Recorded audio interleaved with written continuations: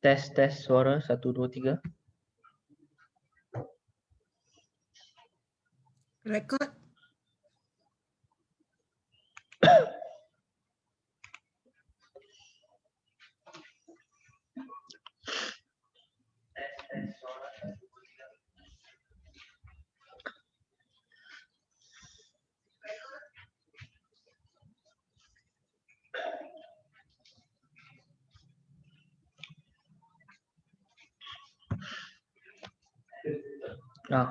Dah boleh mula dah puan.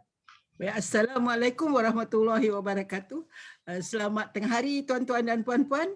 Pada hari ini kita sambung lagi perbincangan kita berkenaan dengan bagaimana menulis copywriting atau ayat iklan yang patuh syariah. Tuan-tuan dan puan-puan, bersama-sama kita pada hari ini adalah konsultan copywriting di ABS Digital, Tuan Aiman Ismail. Follow Facebook beliau, Tuan Aiman, AIMAN, Aiman Ismail. Selamat datang Tuan. Selamat datang puan, terima kasih.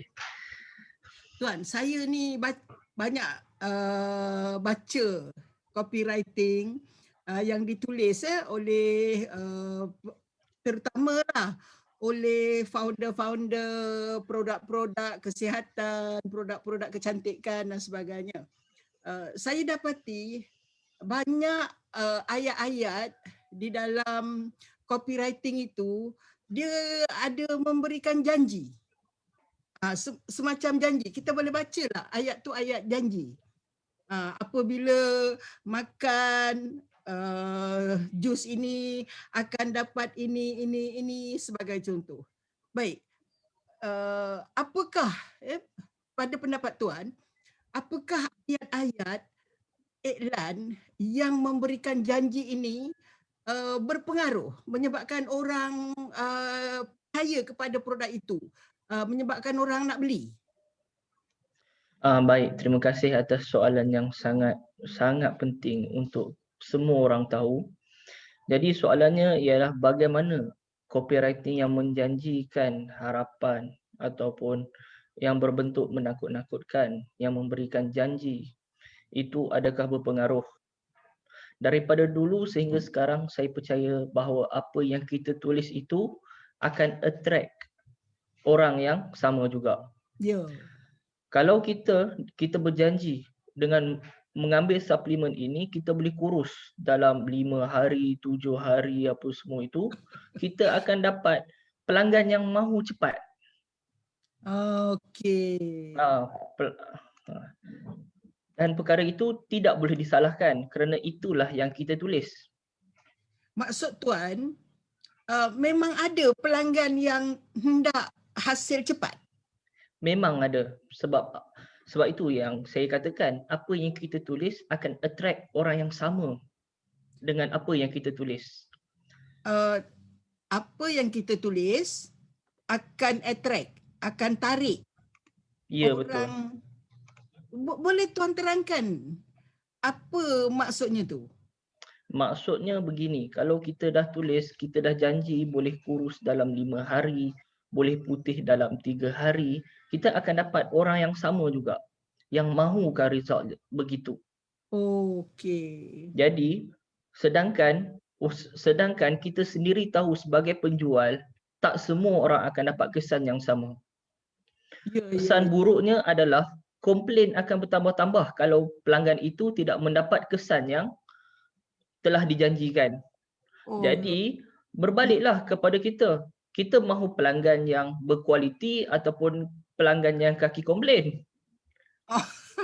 Ini menarik tuan-tuan, ini menarik. Ini sisi yang kita tak perasan. Ya. Bagaimana kopi ayat iklan yang kita gunakan menyebabkan kita dapat banyak orang yang kaki komplain. Sebab kita dah janji begitu. Kita dah janji. Boleh Tuan beri contoh-contoh ayat-ayat yang akan menarik orang kaki komplain ni?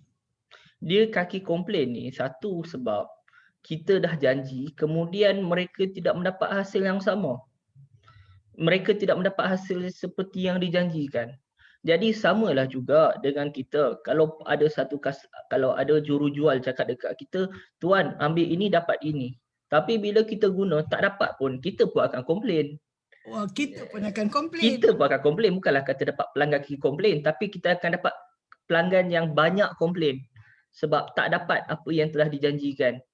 Oh, itu risiko kita menggunakan ayat-ayat yang ada janji di dalamnya. Ya, betul. Itu risikonya. Itu risiko yang sangat besar. Sebab market yang nak kurus cepat, market yang terdesak ni memang banyak. Tambah-tambah kalau musim PKP ni banyak yang telah diberhentikan kerja kan. Kemudian keluarlah skim-skim itu, scam-scam itu, janji-janji itu, janji-janji ini. Dengan keadaan terdesak, manusia jarang menggunakan kepala otak untuk berfikir secara waras sebab mereka dalam keadaan terdesak, dah tak boleh nak buat apa. Akhirnya mereka ditipu. Jadi nak menceritakan memang ada market yang mahu cepat, yang mahu kerja senang. Adakah market itu berbaloi, tuan? Adakah berbaloi kita menjual kepada market yang yang dah cepat ni? Berbaloi kah? Dia berbaloi kalau game kita adalah hit and run dan dia hanyalah untuk short term. Kita hanya fikir nak buat untung, silakanlah. Tapi kalau kita mahu membangunkan bisnes, membangunkan perusahaan, kita mestilah menggunakan copywriting yang informatif. Ini bermakna ini satu lagi sisi yang penting kita ingat. Yang pertama tadi tu, apabila kita gunakan ayat iklan, ayat janji, nanti kita akan dapat yang macam itu. Ya, betul. Apabila dia tak dapat apa yang dia janji, dia komplain. Sebab kita kena faham dalam jawab komplain. Sebab itu kita kena faham juga kalau orang yang well educated, orang yang betul-betul rational, dia akan, kalau dia nampak iklan kurus sepantas 7 hari, dia akan cakap temberang punya iklan. Itu untuk orang yang kritikal. Orang yang banyak membaca, orang yang banyak, dia yang ada ilmu lah. Mereka jadi jadi kita kena pilih. Kita nak orang yang memang ada knowledge ataupun kita nak orang yang kita just sekadar nak mengambil duit orang tanpa mengambil kira kesan produk itu. Ini berbalik kepada etika. Ini sisi penting. Ini sisi penting. Ayat iklan menyebabkan kita mendapat customer yang bermutu ataupun tak bermutu. Betul. Customer yang tak bermutu ni customer yang tak critical thinking, tak rasional. Ya, betul. Mengapa mereka itu tak bagus untuk dijadikan customer, tuan? Padahal kita dapat duitnya kan, cepat dia dapat duitnya kan. Tapi tak bagus dapat customer macam tu. Dapat duit tu bagus, tapi untuk kesihatan bisnes untuk long term tak bagus. Sebab yang pertama adalah kalau mereka tahu produk kita tu tak berfungsi dengan bagus, apa yang mereka buat adalah mereka tak akan repeat order dah. Ya. Apatah lagi nak recommend orang, cubalah produk ni. Takkan. Jadi penat. Sebagai owner business, penat untuk nak cari customer baru setiap bulan. Nak cari itu yang jadi hit and run yang akhirnya 3-4 bulan je lah, lepas tu senyap. Ya. Sekarang baru saya nampak. Jadi tuan-tuan dan puan-puan, yang pentingnya kita jangan menggunakan ayat iklan, copywriting yang menjual janji. Rupanya dia punya mudarat banyak. Tuan, ulang lagi sekali tuan. Mudaratnya apabila kita menggunakan ayat-ayat iklan yang menjanjikan hasil cepat. Okey. Satu, mudarat yang pertama adalah apabila pelanggan tidak mendapat hasil yang dijanjikan, mereka akan komplain. Mereka akan komplain. Satu, komplain kepada customer service kita, which is confirm takkan layan lah. Sebab yang kedua adalah mereka akan mula tulis review yang buruk-buruk. Ya. Yang ketiga, paling teruk sekali kalau mereka punya bad review itu menjadi viral dan di pick up oleh media-media page yang ada ni. Ya. Cakap geli ke, bokek ke, apa-apa ke. Jadi dia akan memberikan nama yang buruk lah. Yang kedua adalah bisnesnya kita tidak sihat untuk long term, kerana apabila pelanggan itu tidak mendapat result yang mereka janjikan, mustahil lah untuk mereka nak repeat order lagi. Ya. Melainkan seller itu membuat penipuan dengan mengatakan macam tu, cik kena cuba lagi lah produk kami 2-3 kali ni. Sebab mungkin first time beli tak jadi, kena berterusan. Cakap macam itu berpengaruh ke tuan? Bagi tuan kena beli yang kali kedua, kali ketiga. Dia macam ni lah Puan. Kalau satu pack pun tak ada kesan seinci pun, memang tak ada kesan. Jadi, tapi marketnya memang ada Puan. Marketnya memang ada. Tetapi tidak berbaloi. Ya, betul. Saya teringat. Tidak berbaloi untuk bisnes kita sendiri. Ya, betul. Macam saya teringat kata-kata bos saya Tuan Firdaus Jailan, dia cakap, stok orang yang macam ni, orang-orang yang tak berfikiran waras ni memang banyak kat market. Di mana beliau tahu tu? Stok tu kan disuruh di bawah katil. Saya pun tak tahu lah. Itu. Yang ketiga, satu lagi risiko yang saya tak sebut adalah bila mereka tak repeat order, penat untuk kita nak buat marketing setiap bulan mencari orang yang baru dan akhirnya 3-4 bulan je lah. Ya. Dia mampu bertahan sebab kita kena tahu bisnes yang bagus, repeat ordernya kena bagus. Bisnes yang bagus, repeat ordernya kena bagus. Ya, betul. Baik. Bermakna kita bukan hanya nak jual dan buat duit, kita hendak buat bisnes yang bertahan, yang sustainable. Ya, itu yang saya cakapkan tadi. Nak main game apa semua ni kena tengok balik kepada kita punya end game. Adakah aku buat bisnes untuk long term ataupun nak buat bisnes ni short term saja, nak bagi dapat cash lepas tu hilang. Apa jadi dekat pelanggan tu, jadilah, tak kisah. Ada macam-macam cara orang buat duit sekarang. Tapi kalau kita nak berfokuskan kepada nak buat long term business, pastikan sebelum copywriting, pastikan produk kita itu bagus. Itu dulu. Itu asas bisnes lah ya. Itu asas bisnes. Produk mesti bagus. Ya, selalu orang kebanyakan yang saya perasan, orang akan cakap, tak apa kalau dah pandai buat marketing, jual produk apa pun laku. Itu betul, tapi dia tak sustain. Ya, dia tak sustain. Tuan, apa ciri-ciri produk yang bagus supaya bisnes kita sustain? Apa ciri-ciri produk tu? Okey Puan. Ciri-ciri produk yang bagus itu, yang pertama sekali adalah dia menyelesaikan masalah. Itu yang satu dulu. Contoh masalah Tuan, contoh masalah. Katalah masalah jerawat. Contoh, kalau kata betul lah dia punya, pastikan produk tu telah diuji, telah mempunyai ada lab test, telah pernah buat eksperimen dulu untuk memastikan benda tu jadi, barulah produk tu berkualiti. Lepas tu lagi bagus kalau ada pengesahan daripada autoriti. Jadi sebab itulah membuat produk ini bukanlah sekadar pergi dekat OEM bayar 10,000, saya nak 500 unit produk. Sebaliknya, ambil produk tu bawa pergi ke universiti, bawa ke pihak pusat-pusat kajian untuk meningkatkan lagi autoriti dan kebolehpercayaan produk kita tu. Sebab kalau produk kita tu membawa masalah, dia punya masalah tu akan berantai-rantai nanti. Ya.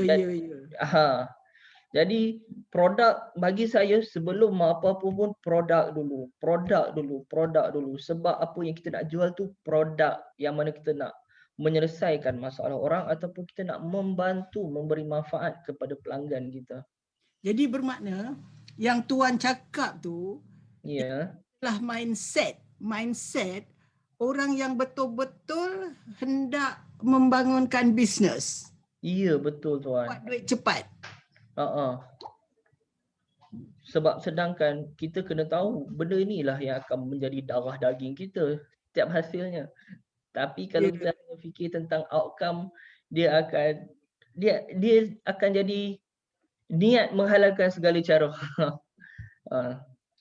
Tuan, kita ulang lagi sekali, mengapa ayat iklan copyright yang menjual janji ni sebenarnya lebih banyak mudarat daripada baiknya kepada kita orang bisnes?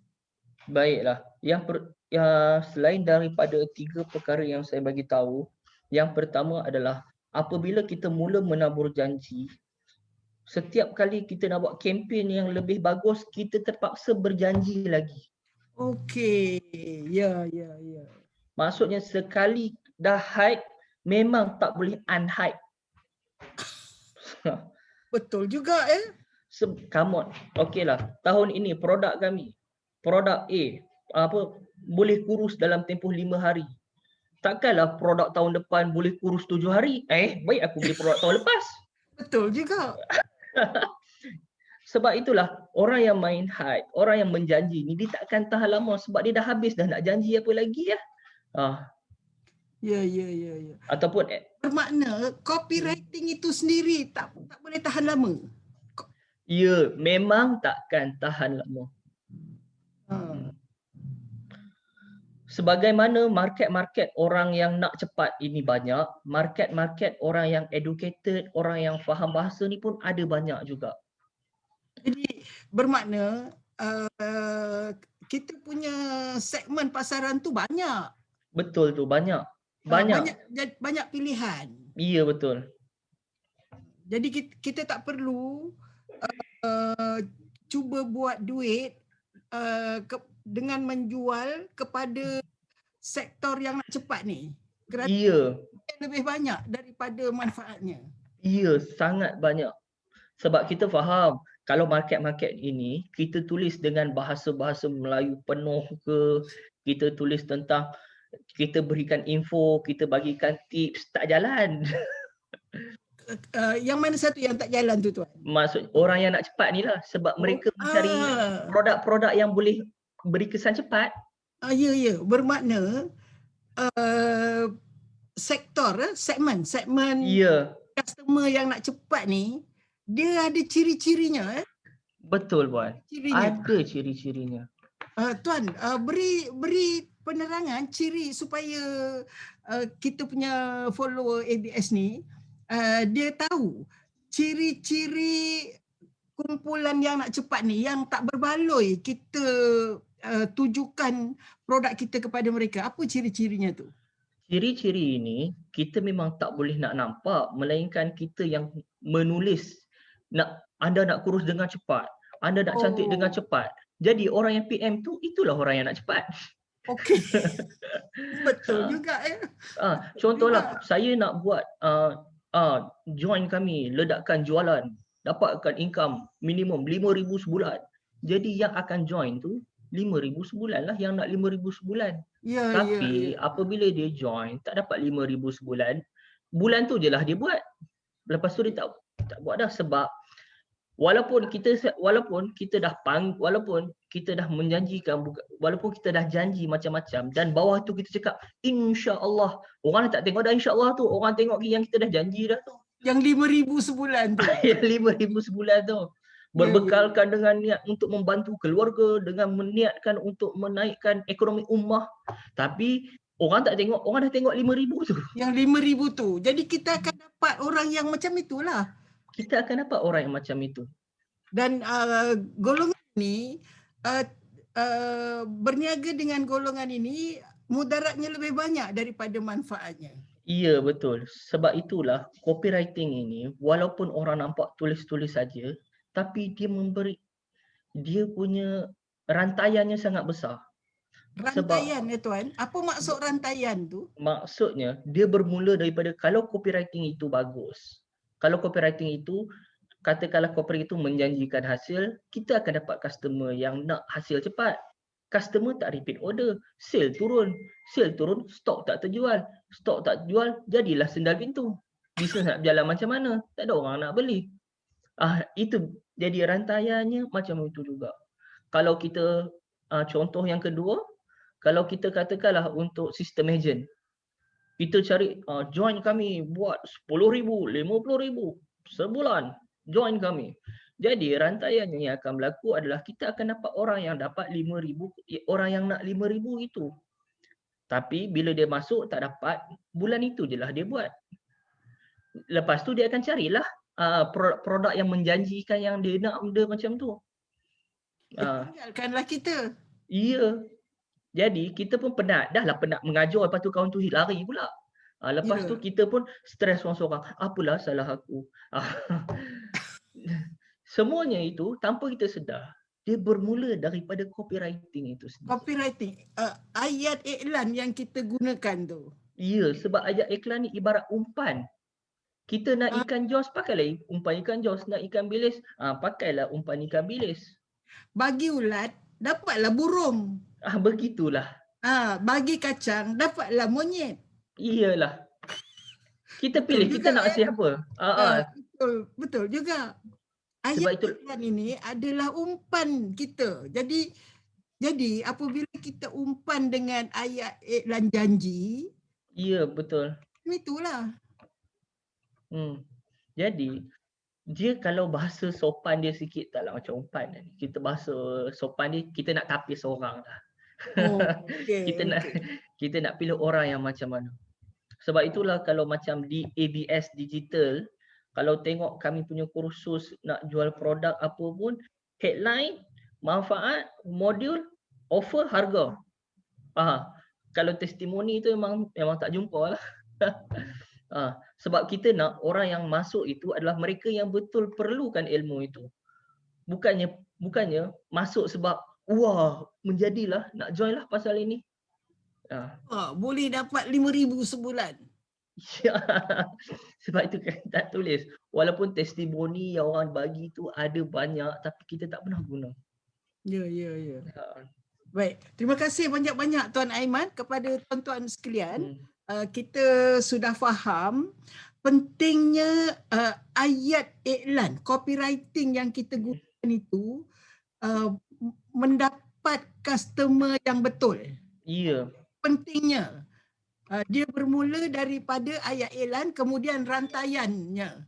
Sebagaimana bagi tuan-tuan yang berminat untuk dengar semula rakaman ini, rakaman sesi ini akan dijual. InsyaAllah Tuan Aiman, bagaimana pada follower kita yang yang masuk lambat dan mereka nak beli tu, bagaimana caranya? Untuk dapatkan rakaman ini, ini boleh tengok je dekat page Puan Ainun. Sebab kita dah blast. Jadi kat sini ada beberapa soalan. Saya kenapa sini kurang? Kejap. Boleh ke saya jawab soalan Puan? Boleh. Kejap. Okey, jumpa Puan. Sebab ada soalan daripada beberapa follower kita. Pada follower kita. Yang pertama daripada Tuan Hafiz Ibrahim. Jadi macam mana ya untuk copywriting yang ethically right? Okey. Untuk copywriting yang ethically right ni, apa yang kita tulis adalah maklumat sahaja. Jadi copywriting yang berbentuk maklumat ini, kita ceritalah kalau kata produk kurus itu, apa bahan yang boleh bantu kurus itu. Sebagai contoh,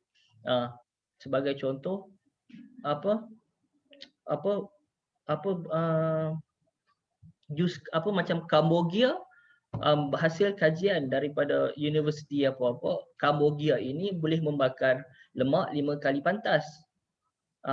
Jadi itu adalah bentuk maklumat. Jadi barulah kita cerita dalam produk kita menggunakan berapa peratus Cambogia di dalam produk. Jadi itu adalah contoh maklumat. Lagi maklumat yang kita perlu ada adalah kita boleh bercerita mengenai bagaimana, apa aktiviti ataupun apa tips tambahan yang dapat bantu kita untuk cepatkan lagi proses yang kita nak itu.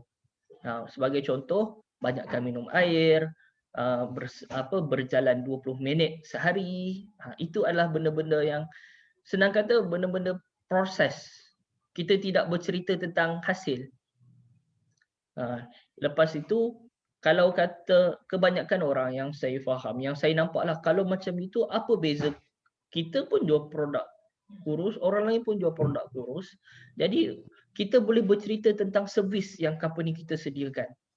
Kita boleh cakap bahawa produk ini sudah mendapat, kalau produk ni dah lama, ceritalah produk ni dah 7 tahun di pasaran dan setakat ini kami masih bertahan kerana pelanggan percaya dengan kami. Kemudian komplain dari segi sudut komplain mengenai servis kami semuanya tiada. Maksudnya produk penghantaran kami tepat pada masa. Kalau ada masalah, customer service kami akan jawab, takkan ada yang tertinggal. Maksudnya kena fight dari segi customer service. Sebab kita tahu produk is produk. Tapi yang akan membezakan adalah effort company itu untuk serve customer itu dengan lebih baik. So jadi itu adalah antara maklumat-maklumat yang tuan-tuan boleh letak. Jadi letak je lah ciri-cirinya, ringan, senang bawa, boh dalam beg, jadi taklah tertinggal. Hanya pil, jadi makan-makan saja, tak payah nak bancuh, mudah. Jadi tak adalah lupa nak makan. Itu antara maklumat yang mengenai ciri-ciri yang benda tu memang betul. Kalau kita nak bercerita tentang janji, kita nak bercerita tentang harapan, which is benda tu memang kita tahu hasil adalah berbeza mengikut individu.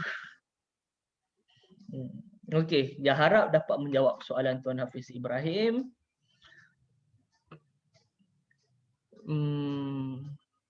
Apa pendapat daripada Puan Ruzana Syazwani, apa pendapat Tuan bad marketing also good marketing?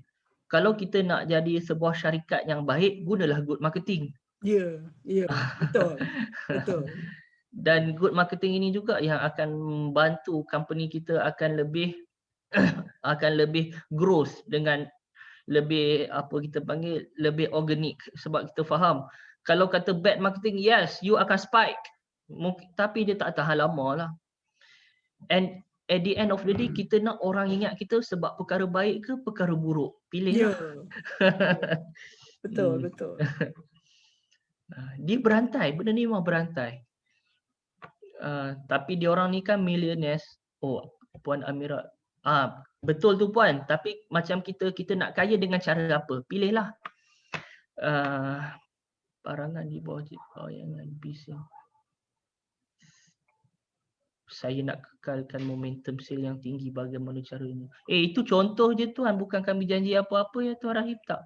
Itu contoh je ayat, tak ada nak janji.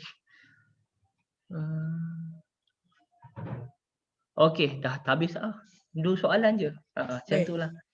Okay. Jadi sekianlah sahaja untuk sesi kita pada hari ini. InsyaAllah kita akan sambung lagi dalam sesi akan datang. Assalamualaikum warahmatullahi wabarakatuh. Waalaikumsalam warahmatullahi wabarakatuh.